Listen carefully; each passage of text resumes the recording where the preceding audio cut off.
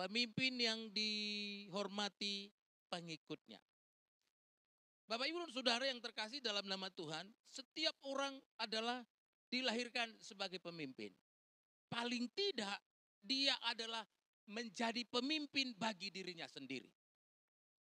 Artinya bahwa secara alamiah bahwa manusia itu sudah memiliki bakat kepemimpinan di dalam dirinya. Tetapi, tahukah Bapak Ibu dan Saudara bahwa walaupun setiap orang dilahirkan sebagai pemimpin, tetapi tidak semua pemimpin itu dihormati oleh pengikutnya. Karena itu, berdasarkan penghormatan dan penghargaan, ada 4 tipe pemimpin. Tipe pertama, pemimpin yang dihormati namun tidak dikasihi. Pemimpin yang dihormati tapi tidak dikasihi. Pemimpin seperti ini biasanya berwibawa. Dari jalannya saja sudah kelihatan berwibawa. Yang kedua, pemimpin seperti ini biasanya pemimpin yang visioner. Suka berbagi visi. Besar visinya. Yang ketiga, perkataan-perkataannya itu penuh hikmat. Yang keempat, suka menjaga jarak dengan pengikutnya. Supaya dihormati. Tipe pemimpin seperti ini biasanya itu adalah tipe pemimpin yang suka kesepian. Karena dia selalu menjaga jarak dengan orang. Ada orang di sana menghindar. Supaya dihormati.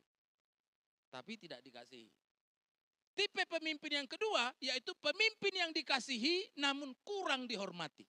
Kebalikannya. Pemimpin yang dikasihi namun kurang dihormati. Ciri-ciri pemimpin seperti ini biasanya dia diangkat menjadi pemimpin karena populer. Popularitasnya sangat tinggi. Otomatis disukai banyak orang. Yang ketiga, dekat dan hangat dengan para pengikutnya. Friendly gitu ya, persahabatan gitu. Yang keempat, setiap orang bisa merasakan kebaikan hatinya. Namun, pemimpin seperti ini, jika ia memimpin sebuah organisasi, biasanya organisasi yang dipimpin itu berjalan di tempat.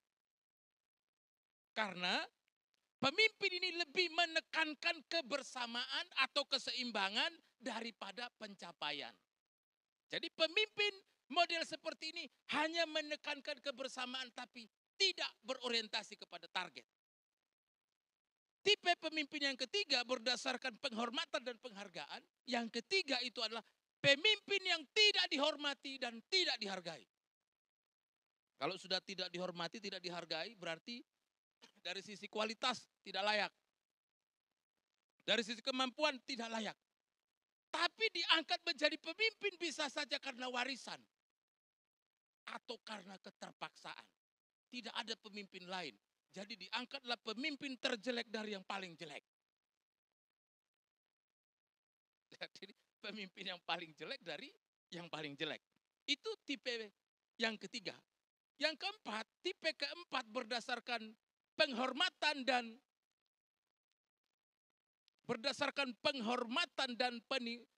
penilaian, tipe pemimpin keempat yaitu adalah pemimpin yang dihormati dan dikasihi. Nah, ini baru yang ideal. Pemimpin yang dihormati dan dikasihi. Ini pemimpin impian. Semua orang mengharapkan pemimpin yang seperti ini. Dia dihargai dan juga dihormati dan dikasihi. Tipe pemimpin seperti ini biasanya adalah tipe pemimpin yang punya kapasitas, kerohaniannya juga baik, punya visi, dan juga dekat dengan semua orang, dan juga memiliki target pencapaian. Lalu bagaimanakah supaya orang bisa menjadi pemimpin yang dihormati dan dikasihi? Karena ini adalah tipe pemimpin yang paling ideal. Lalu bagaimanakah caranya supaya seorang pemimpin itu bisa menjadi pemimpin yang dikasihi dan juga pemimpin yang dihormati? Bapak, Ibu, dan saudaraku yang terkasih dalam nama Tuhan Yesus. Ketika kita berbicara mengenai kepemimpinan yang dimiliki oleh Yosua. Yosua adalah tipe pemimpin yang mempunyai integritas yang tinggi. Dia dipilih Allah menjadi seorang pemimpin bukan karena kebetulan. Jadi ini saya ulang sekali lagi bahwa Yosua itu dipilih menjadi seorang pemimpin bukan karena kebetulan. Karena Anda juga orang menjadi pemimpin karena kebetulan. Karena tidak ada yang bisa memimpin, ada yang punya sedikit kemampuan. Maka kebetulan dia jadi pemimpin. Yosua menjadi pemimpin yang membawa umat Israel mencapai sebuah tujuan. Tujuan utama dari kepemimpinan Yosua adalah dia harus memimpin bangsa Israel sampai ke tanah Kanaan, di mana dia di sana kemudian membentuk sebuah sistem di mana Yosua menjadi orang yang sangat berpengaruh dalam kepemimpinan hari-hari itu. Kalau begitu, kalau Yosua adalah pemimpin yang dihormati oleh pengikutnya, yang menjadi pertanyaan bagi kita adalah, lalu bagaimana caranya supaya bisa menjadi pemimpin yang dihormati oleh pengikutnya? Ada banyak sih ciri-ciri pemimpin yang dihormati oleh pengikutnya. Tapi karena waktunya sedikit, 3 saja. Pertama, pemimpin yang dihormati adalah pemimpin yang disertai oleh Tuhan. Pemimpin yang dihormati adalah pemimpin yang disertai oleh Tuhan. Mari kita membuka Alkitab kita, Yosua 3 ayat 7. Yosua 3 ayat 7 mengatakan, Tuhan berfirman kepada Yosua, pada hari ini aku akan mulai meninggikanmu di mata seluruh orang Israel, supaya mereka mengetahui bahwa seperti aku menyertai Musa, demikian juga aku menyertai kamu. Kalau kita melihat bagian firman Tuhan ini, Tuhan mengatakan bahwa seperti halnya aku menyertai Musa, demikian juga aku menyertai kamu. Yosua menjadi pemimpin yang disertai oleh Tuhan karena Yosua adalah tipe pemimpin yang takut akan Tuhan, sehingga karena Yosua adalah pemimpin yang takut akan Tuhan, maka Tuhan kemudian menyertai dia. Tidak mungkin Tuhan menyertai pemimpin yang tidak takut Tuhan. Karena Tuhan hanya akan mau memakai orang yang berkenan kepada Tuhan. Amin. Jadi Tuhan tidak pernah memakai orang yang tidak berkenan kepada Tuhan. Karena Tuhan punya standar moral, standar kerohanian yang tinggi untuk seorang pemimpin. Jika seorang pemimpin tidak memiliki kerohanian yang baik, maka dipastikan orang-orang yang dipimpin pun tidak akan memiliki kerohanian yang baik. Karena sudah menjadi sifat dari manusia selalu melihat yang di atas. Sudah menjadi sifat manusia itu selalu meniru atau mencontoh yang ada di atas. Karena itu adalah sesuatu yang sangat penting bagi seorang pemimpin supaya dia disertai oleh Tuhan, maka dia harus berpegang kepada firman Tuhan. Seorang pemimpin harus menyadari bahwa tanpa penyertaan Tuhan, dia tidak akan berhasil dalam kepemimpinannya. Dan untuk berhasil, dan untuk menjadi pemimpin yang sukses, maka dia harus berpegang kepada firman Tuhan. Mari kita buka Alkitab kita lagi, Yosua 1 ayat yang ke-8. Satu orang laki-laki boleh membacakan bagi kita. Yosua 1 ayat 8.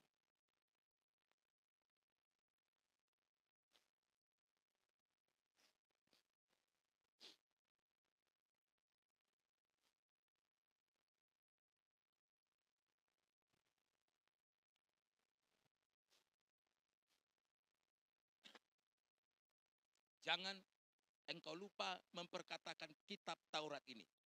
Renungkan itu siang dan malam. Supaya apa? Supaya bertindak hati-hati.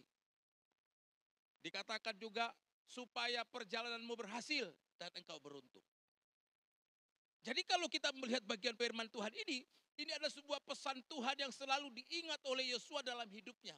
Bahwa kalau dia mau menjadi pemimpin yang berhasil, kalau dia mau menjadi pemimpin yang beruntung, kalau dia mau menjadi pemimpin yang disertai oleh Tuhan, maka Yosua harus memperkatakan firman Tuhan setiap hari. Itulah sebabnya pada saat Anda hadir di tempat ini, pada saat Anda kuliah di tempat ini, Anda dicetak menjadi seorang pemimpin. Jadi jangan kaget kalau setiap hari disuruh renungan pagi. Jangan kaget kalau setiap pagi disuruh baca firman Tuhan. Kalau nggak mau baca firman Tuhan, pasti Anda tidak akan jadi pemimpin. Jadi mulai besok pagi kalau baca firman Tuhan, perkatakan, saya merenungkan firman Tuhan, saya baca firman Tuhan, karena saya mau menjadi seorang pemimpin. Paling tidak itu jadi motivasi bagi Anda. Supaya Anda tidak lagi malas, tidak lagi tidak punya kerinduan merenungkan firman Tuhan. Raja Saul contoh pemimpin yang tidak disertai oleh Tuhan. Dia seorang raja, tapi roh Tuhan undur daripada dia. Masalahnya apa? Masalahnya adalah Saul tidak taat kepada perintah Tuhan. Ketika dia disuruh membunuh, harus menghancurkan bangsa yang diperintahkan oleh Tuhan harus dihancurkan. Tapi dia tidak lakukan itu. Raja Agag justru diampuni dia. Harta benda, barang berharga diambil dia. Tuhan undur daripada Saul. Saul tidak disertai Tuhan. Saul ditolak oleh Tuhan. Dan setelah itu akhirnya pada saat roh Tuhan undur dari Saul. Akhir hidup Raja Saul adalah dia mati bunuh diri di dalam peperangan. Orang yang tidak disertai oleh Tuhan, pemimpin yang tidak disertai oleh Tuhan hanya akan menjadi aib bagi sebuah organisasi. Jadi kalau ada pemimpin yang tidak disertai Tuhan, kalau ada pemimpin yang tidak memiliki kerohanian yang baik, dia hanya menjadi aib bagi organisasi. Karena syarat bagi sebuah pemimpin dalam organisasi Kristen adalah dia haruslah orang yang disertai oleh Tuhan. Amin. Yang kedua, bagaimana caranya supaya kita menjadi pemimpin yang dihormati? Yang kedua, seorang pemimpin dia harus tegas terhadap dosa. Harus tegas terhadap dosa. Mari kita lihat Alkitab kita. Yosua 24 ayat 14 sampai 15. Yosua 24 ayat 14 sampai 15, seorang putri boleh membacakan bagi kita. Silakan bagi yang sudah menemukan.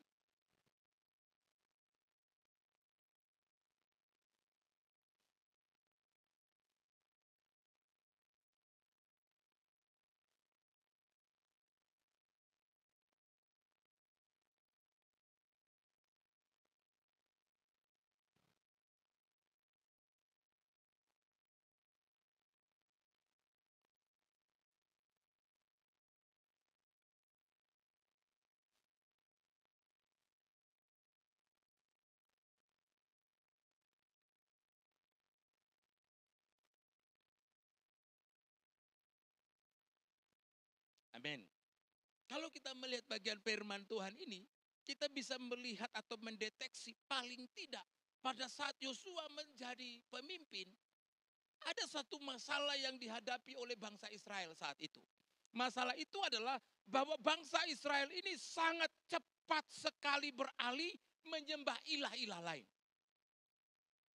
Jadi orang Israel ini sangat cepat sekali. Dia cepat berubah imannya.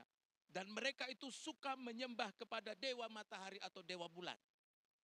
Itulah sebabnya kemudian Yosua menegur mereka dan mereka disuruh memilih kepada siapa mereka harus beribadah. Kepada Allah-Allah lain atau kepada Allah orang Israel yang sebenarnya, Allah Yahweh. Maka kemudian ketika Yosua mengatakan, takutlah akan Tuhan, beribadahlah kepadanya, jauhkanlah Allah, pilihlah pada hari ini. Yosua kasih pilihan. Yosua mengatakan, jauhkanlah Allah-Allah lain, pilihlah pada hari ini kepada siapa engkau akan beribadah. Yosua kasih waktu itu tidak ada tunggu besok. Tapi Yosua mengatakan, pilih pada hari ini kepada siapa engkau akan beribadah.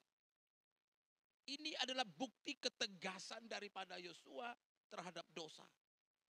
Yosua tidak pernah kompromi dengan dosa. Pada saat bangsa Israel mereka beribadah kepada ilah-ilah lain, Yosua mengatakan, jauhkan itu, pilih hari ini kepada siapa engkau beribadah. Yosua menutup ayat itu dengan mengatakan, tetapi aku dan seisi rumahku, kami akan beribadah kepada Tuhan. Contoh dari ketegasan Yosua terhadap dosa adalah dia mengatakan, saya sebagai pemimpin dan seluruh keluarga saya pun setia sama Tuhan. Yosua tegas di sini. Yosua tidak kompromi. Dia tidak ada memberi ruang sedikit pun kepada dosa. Bapak, Ibu, dan saudaraku yang terkasih dalam nama Tuhan Yesus. Salah satu ujian terbesar seorang pemimpin adalah dia harus berani tegas. Amin, Bapak Ibu. Seorang pemimpin dia harus berani tegas. Tidak semua orang berani tegas karena takut akan konsekuensi dari sebuah ketegasan. Orang tegas itu identik dengan julukan Raja Tega. Raja Tega. Orang tegas itu identik dengan orang yang dikatakan tidak punya perasaan. Orang tegas itu bahkan dijuluki sebagai tidak punya teri kemanusiaan. Karena ketegasan terkadang mendatangkan konsekuensi bagi yang melanggar. Itu mendatangkan kesusahan. Tetapi seorang pemimpin, dia harus berani tegas. Apalagi terhadap dosa. Tidak ada kompromi terhadap dosa. Seorang pemimpin tidak boleh mengatakan, atau seorang pemimpin tidak boleh terbawa perasaan. Kasihan. Kalau didisiplin nanti bagaimana? Kasihan. Kalau nanti didisiplin, keluarganya makan apa? Saya kasih contoh kepada kita. Beberapa waktu lalu, sempat viral seorang pengemis yang punya uang sampai ratusan juta. Jadi cara cepat menjadi kaya hari ini menjadi pengemis di lampu merah. Itu sempat viral kemarin ya. Dia sudah dibawa, sudah punya uang 300-an juta. Dibawa ke dinas sosial, dibina. Disuruh pulang ke kampung. Sudahlah, jangan jadi pengemis, pulang ke kampung saja. Dia bilang, ya. Tapi besok dia jadi pengemis lagi. Makanya kemudian ditegasin sama Satpol PP. Diantar langsung pulang ke kampungnya. Supaya tidak jadi pengemis lagi. Ditegasin. Kalau misalnya Satpol PP bilang begini, kasihan, kalau kita melarang dia mengemis, anak istrinya makan apa? Tapi saya mau bilang kepada kita, belas kasihan tidak akan pernah membuat seseorang lebih baik. Belas kasihan tidak akan pernah mengubahkan seseorang. Belas kasihan tidak akan pernah mengubah jalan hidup seseorang. Tapi belas kasihan sering membuat orang menjadi-jadi. Itulah sebabnya seorang pemimpin dia harus berani tegas. Sekalipun karena ketegasannya dia harus dibenci. Dia tidak disukai banyak orang. Ini statement saya. Saya mengatakan begini.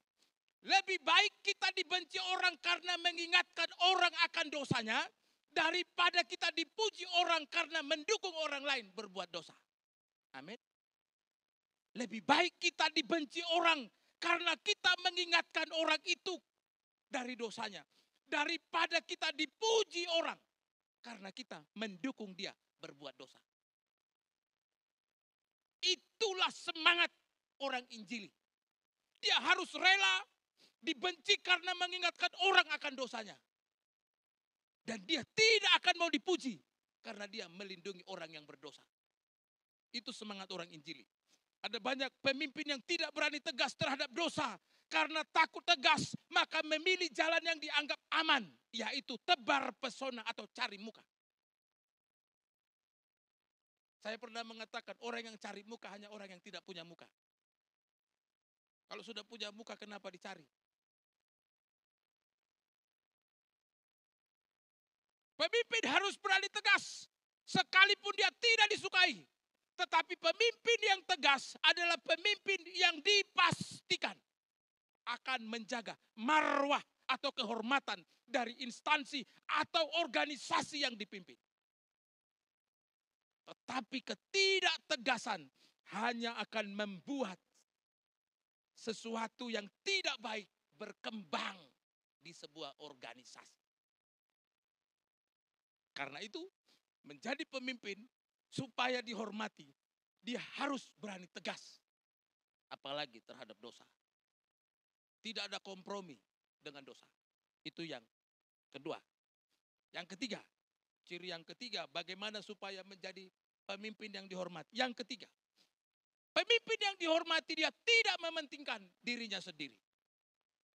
Pemimpin yang dihormati tidak mementingkan dirinya sendiri. Salah seorang putra boleh membaca. Yosua 19 ayat 49.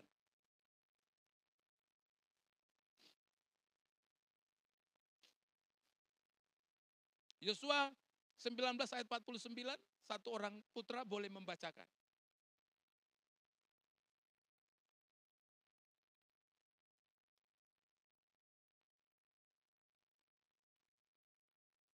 Silakan.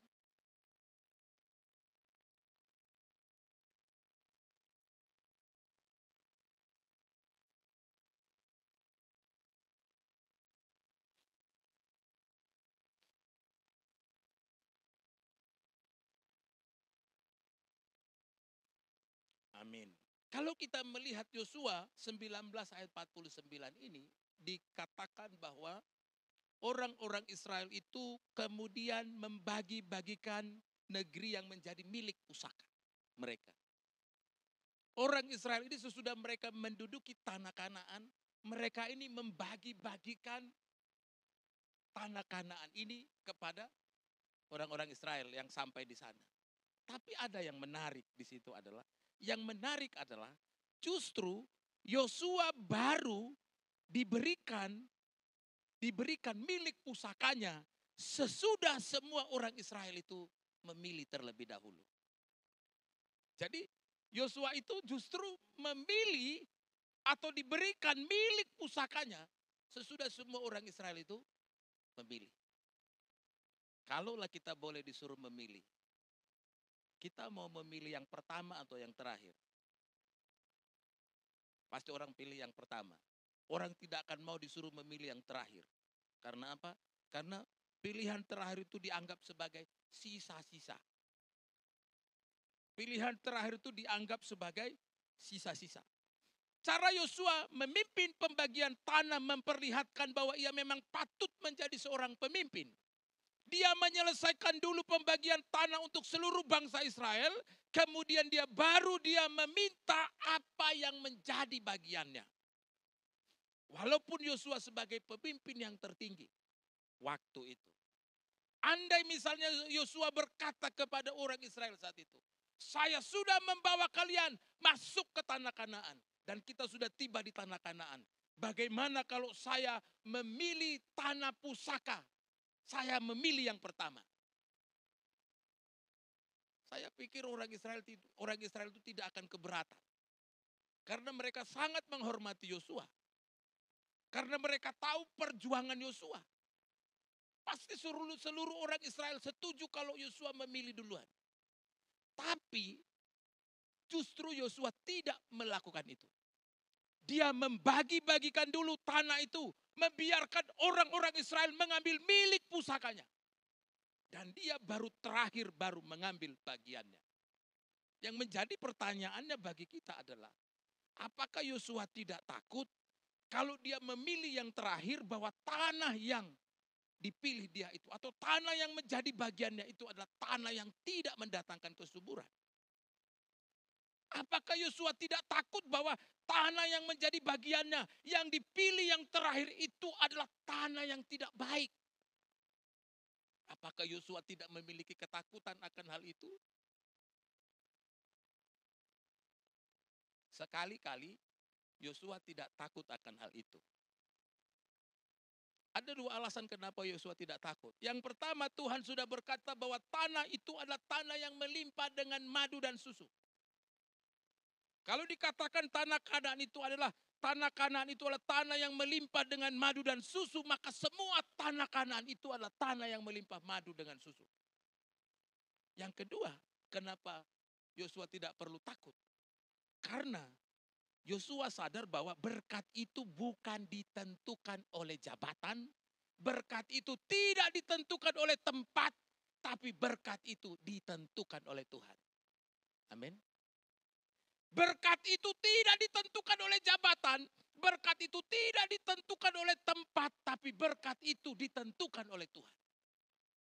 Kesadaran bahwa berkat itu ada di tangan Tuhan, itu yang membuat Yosua tidak perlu khawatir bahwa dia akan mendapat tanah yang tidak baik.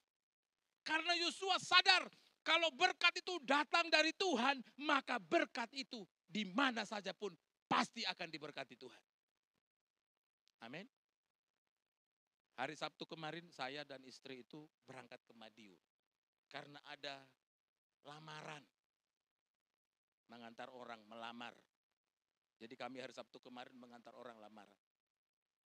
Kami berangkat dengan bis elf itu ya. Termasuk di dalamnya penetua dari gereja saya yang di Jalan Bromo dulu. Yang dekat GKIN. Kan gitu. Jadi penetuanya bilang gini ke saya. Bapak pendeta di gereja mana? Saya bilang, saya ini pendeta GKIN. Dia bilang di saya, sayang sekali Bapak bukan pendeta HKBP. Dia ngomong gitu di saya. Kok Bapak bilang begitu? Dia bilang, Bapak tahu enggak gaji pendeta HKBP itu 20 juta, dikasih mobil lagi sama gereja, katanya.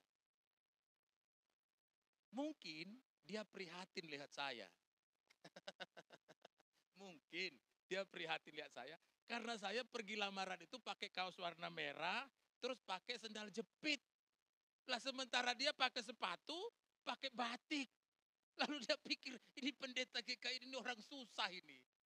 Makanya dia bilang di saya, coba kalau Bapak menjadi pendeta. Dia bilang begitu di saya. Saya bilang ke dia, perkataan Bapak itu mengingatkan saya waktu saya pertama tamat dari STAN. Dulu kakak saya bilang seperti itu. Karena kakak saya kan orang Kementerian Agama. Dia bilang begini, Dek, kau saya kasih dua pilihan.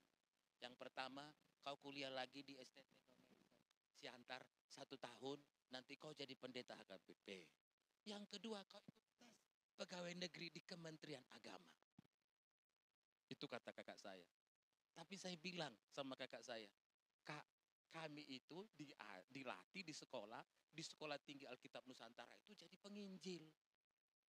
Bukan cari uang.